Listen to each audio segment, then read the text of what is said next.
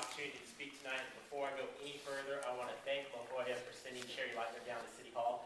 She's a phenomenal colleague. She does a great job representing LaGloria in District 1, and I will enjoy serving with her, as I do enjoy serving with our city attorney and our city auditor, both of whom do a great job.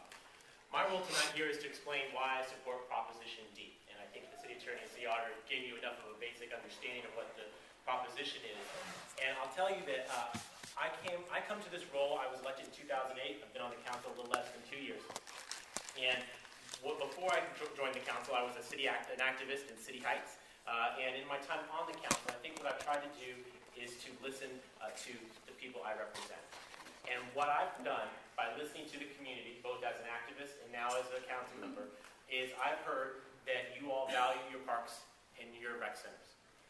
That you have concerns about our response times to emergencies, that you are unhappy with the amount of cuts we've made to our library hours and our branch libraries, that you are not at all happy with our rolling brownouts of our fire stations, that you are certainly tired of seeing broken sidewalks, and you are definitely tired of potholes.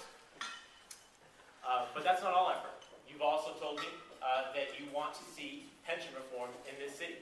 You want to see the cost of government reduced.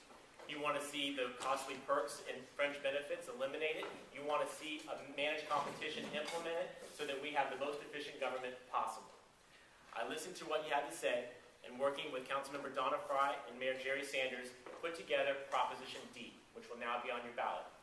In short, it is reform before revenue. It is a temporary tax in exchange for permanent reforms.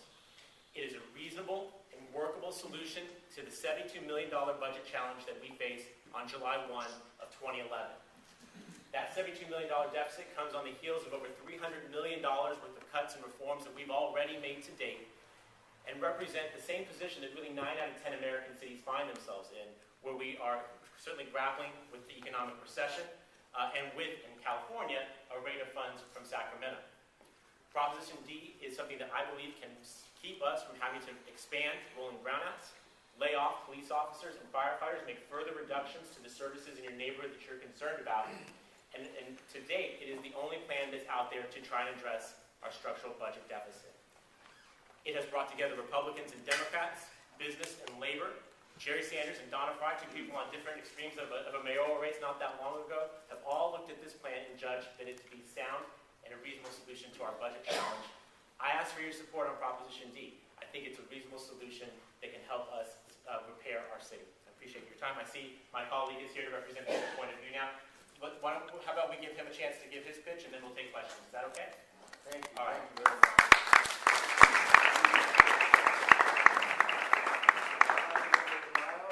Nice to see you. I thought, just for the studio audience here. Hi, studio audience. Hope someone got you guys a can of ham each for coming tonight. Well, I am Councilmember DeMaio, and like everyone in this room, no matter how you fall on Proposition D, we all want to see San Diego succeed. San Diego is tired of structural budget deficits. We want to see reform. And I think that's what is most frustrating for me about Proposition D, is that it uses great words. There are a lot of claims that are made, a lot of promises, but when you dig deep and just read the text, and you see who's supporting it, you'll find that it's not a solution to our city's financial problems. So there are two reasons why I really believe we should vote down Prop D. Number one, a $500 million tax increase in the middle of the worst economy we've seen in generations. But there are reasonable people who say, okay, I'm willing to pay a bit more. Even in bad times, San Diegans are generous enough to say, I'm willing to pay more because I'm worried about the future of our city. And that's quintessentially something to celebrate. But even if you're inclined to pay a bit more in a bad economy, be smart. Demand guarantees. Demand details in writing. None of those guarantees, none of those details are in Prop D. So if you are even inclined at some point to eventually raise taxes, this is the worst thing to do. because Prop D does not contain the reforms that we need to our pension system. It does not contain the details and the guarantees of managed competition. It does not contain reforms to retiree health care, which is a complete unfunded liability that we do not have the means, the financial means to fund.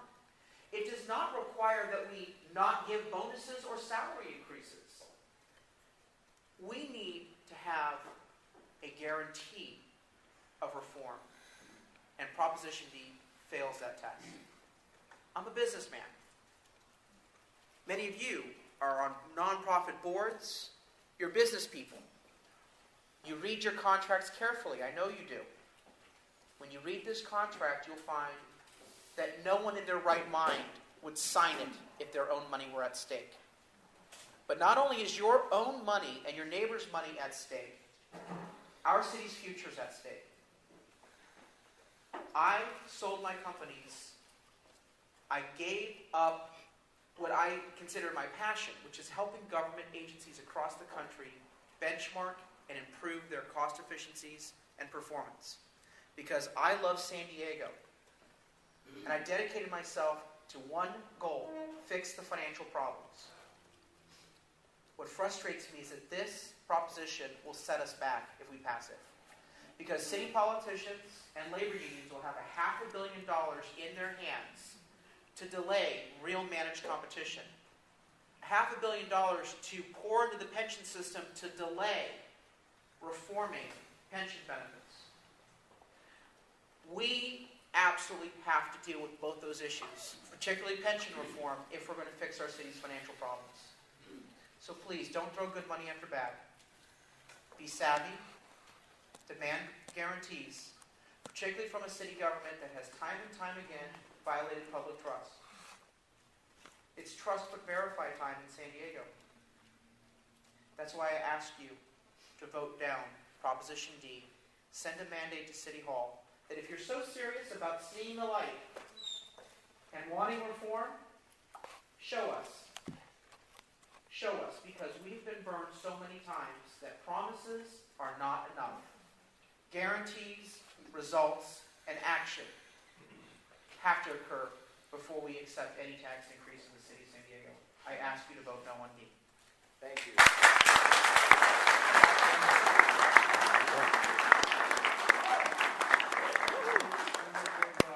side, a brief rebuttal. We have a couple minutes from Councilmember Gloria here. Sure. Thank you, sir. Well, he talks about city politicians and no guarantees. I remind you that he ran for office as well. So if you don't want to trust city politicians, know that in advance. I think the most important thing that you need to know is that the only guarantee in this race is that we have to make $72 million worth of cuts by July 1st of 2011. We have put forward a plan. It's called Proposition D. It's a combination of efficiencies and reductions to the cost of government, along with new revenue, to make sure that we do not cut city services beyond what is appropriate. We've already gone to fire station rolling brownouts. There will be more of that if we do not have Proposition D's passage. It will only get worse. Now, the thing of it is I heard what he said. What did he say? No guarantees, right? What is their plan? What is the No on D's plan? They don't have one. They're not putting one out.